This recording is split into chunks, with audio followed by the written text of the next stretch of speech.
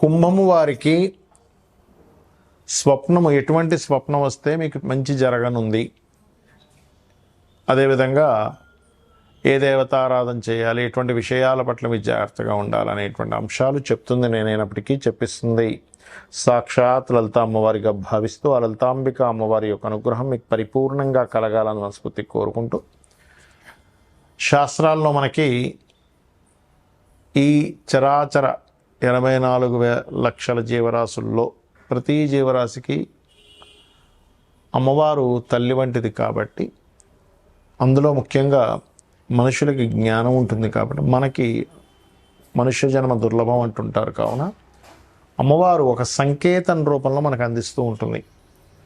ఫలానా స్వప్నము, ఆ స్వప్నం వల్ల నువ్వు జాగ్రత్తగా ఉండాలా, లేకపోతే నీకు మంచి జరుగుతుందా అనేటువంటిది. అందుకే మనకు శాస్త్రాల్లో యాదేవి సర్వభూతేషు స్వప్న రూపేణ సంస్థిత అంటూ ఉంటారు. అయితే మీ యొక్క కుంభలగ్నం వారికి సర్వసాధారణంగా ఏంటంటే మీరు హ్యాపీగా ఉండాలి, ఎంజాయ్గా ఉండాలని తత్వం. అయితే ఇప్పుడు ప్రస్తుతం మనకి రాహు రాశిలో తిరుగుతున్నాడు కాబట్టి కొన్ని గాలి సోకడం ఇలాంటివి కూడా ఉంటాయి. కాబట్టి కాస్త అర్ధరాత్రప్పుడు వెళ్ళడం కానీ, మిట్ట మధ్యాహ్నం బయటికి వెళ్ళడం కానీ, నిర్మానుష ప్రాంతాలకు వెళ్ళడం కానీ, బయట ఏవైనా ఈ పసుపు కుంకుమ జల్లి నిమ్మకాయలు జల్లి ఉంటే అలాంటివి తొక్కడం కానీ చేయకండి. అయితే ఇక్కడ మీకు ఎటువంటి స్వప్నాలు వస్తే మంచిది, మీకు ముఖ్యంగా బంధువర్గంలో వాళ్ళు ఎవరైనా వస్తే చాలా మంచిది. అదేవిధంగా పచ్చటి వాతావరణం, తోటలు, పొలాలు, అదేవిధంగా తులసి మొక్క, మరియు కమ్యూనికేట్ చేసేటువంటి పదార్థాలు ఉంటాయి. అంటే ఏదైనా ఫోన్ వచ్చింది, ఫోన్ కల్లో ఏదో ఫోన్ పట్టుకున్నట్టు ఎవరితో మాట్లాడినట్టు వచ్చింది, లేకపోతే ఎవరో ఏదో ఒక మంచి శుభవార్త చెప్పినట్టుగా మీకు స్వప్నంలోకి వచ్చింది, అది చాలా చాలా మంచిది. అయితే మరి ఇదే స్వప్నం జనరల్గా అందరికీ వస్తే ఏమిటంటే ఆ ఫోన్ వచ్చింది కానీ ఆ ఫోన్ కండిషన్ ఎలా ఉందో చూడాలి మీరు.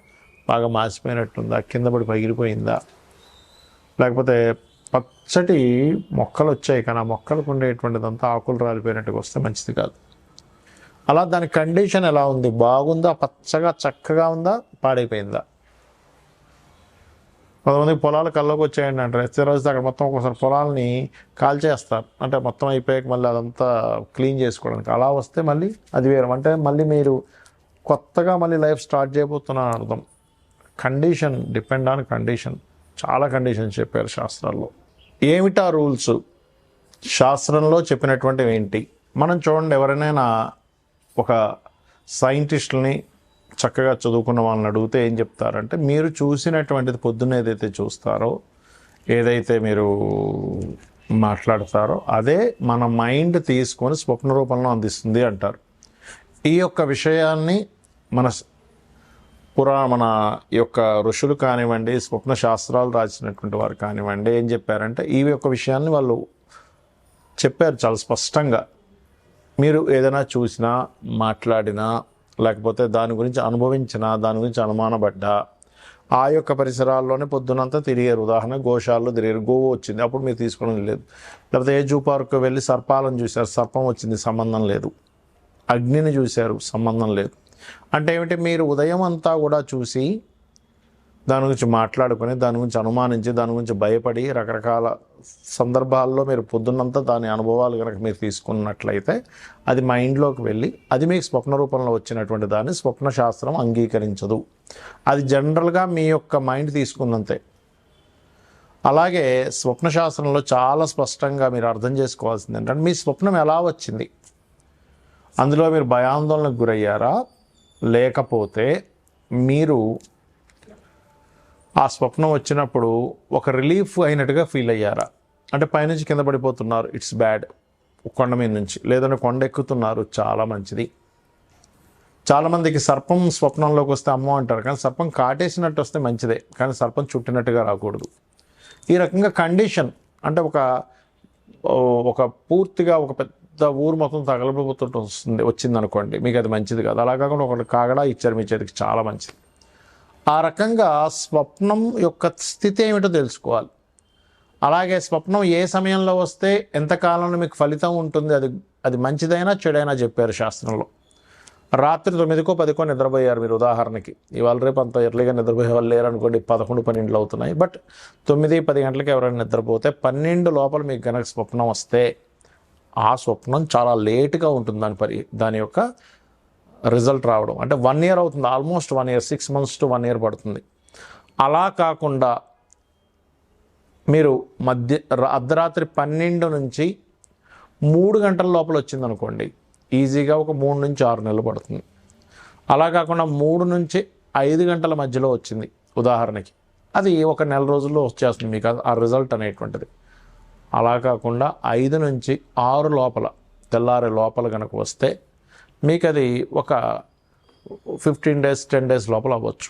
నిద్ర లేస్తూనే వచ్చింది, నెక్స్ట్ డే కూడా కావచ్చు, 1 weekలో కూడా కావచ్చు. నిద్ర లేస్తున్న స్వప్నంతో నిద్ర లేస్తున్న గబుక్కనేది తుల్లి పడుతున్నాం, అబ్బా మంచి కళ వస్తే నిద్ర లేపేసామంటూ ఉంటాం. ఇది శాస్త్రంలో చెప్పినటువంటి విధి విధానం. అయితే మనకి ఎప్పుడైనా చెడు స్వప్నం వచ్చింది ఏం చేయాలో చెప్పారు శాస్త్రంలో. చక్కగా నిద్ర లేచి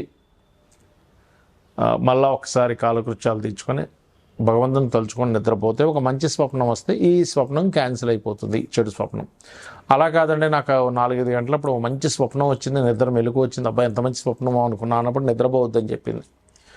చక్కగా మేల్కొనుండి మీరు స్నానపానాది కార్యక్రమాలు ముగించుకొని దేవతారాధన చేసుకోవాలి. అయితే చాలామంది చేసే తప్పిదం ఏమిటి ఇక్కడ, స్వప్నం రాగానే ఇంట్లో వాళ్ళు చెప్పేస్తారు, అలా చెప్పకూడదని చెప్పింది శాస్త్రం. ఉదయం నిద్రలేచి చక్కగా మీరు మీ యొక్క పూజాది విధానాలు మీ పనులన్నీ చేసుకొని ఆలయానికి వెళ్ళి వచ్చి స్వామివారి దర్శనం చేసుకుని, అమ్మవారు కావచ్చు స్వామివారిని కావచ్చు, దర్శనాది కార్యక్రమాలు అయిపోయిన తర్వాత ఇంటికి వచ్చి మధ్యాహ్న భోజనం తర్వాత చెప్పాలి.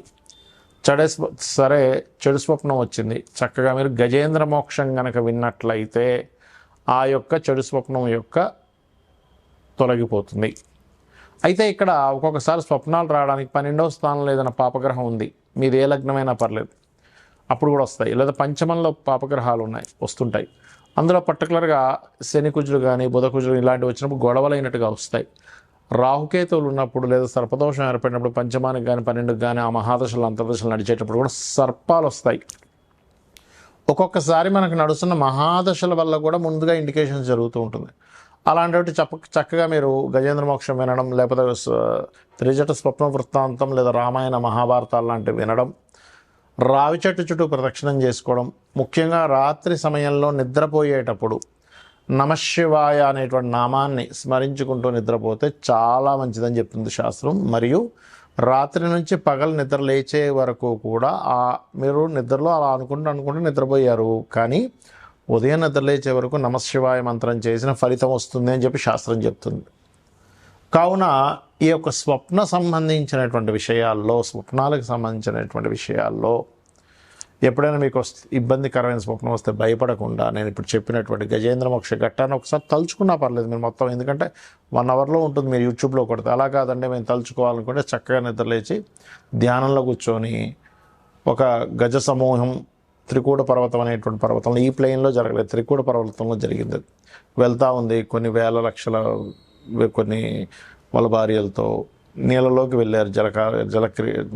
దాహం వేసిందని నీళ్లు త్రాగడం మాత్రమే కాకుండా అక్కడికి వెళ్ళి కాసేపు జలకాలాడి అక్కడ కొంచెం గందరగోళాన్ని సృష్టించారు. లోపల ఉన్నటువంటి ముసలి కదిలి వచ్చి ఆ గజరాజు యొక్క కాలిని పట్టుకుంది. కొంచెం సేపు వాళ్ళిద్దరి మధ్యన పోరాటం జరిగింది. దాని తర్వాత ఇంకా నేను అలసిపోయి శ్రీమన్నారాయణ్ణి ఎవరైతే మూలమో వాళ్ళని ప్రార్థించడం జరిగింది. అప్పుడు ఆ విష్ణువు కదిలి వచ్చాడు వైకుంఠం నుంచి, వచ్చి చక్రాన్ని వదిలి ఆ యొక్క ముసలి శిరస్సుని ఖండించాడు. ఆ యొక్క ఏనుగుకి మోక్షాన్ని ప్రసాదించాడు అనేటువంటిది గజేంద్ర మోక్షంలో ఉంటుంది. అంటే షార్ట్ ఫామ్లో చెప్పాను మీకు. దీన్ని అలాగా స్మరించుకోవచ్చు. ఎవరికైనా ఎక్కువ కష్టాలు ఉన్నటువంటి వారు కూడా ఉదయం నిద్ర లేచిన వెంటనే అలా స్మరించుకుంటే కూడా వాళ్ళ యొక్క కష్టాలు తొలగిపోతాయి. శ్రీమాత్రే నమః.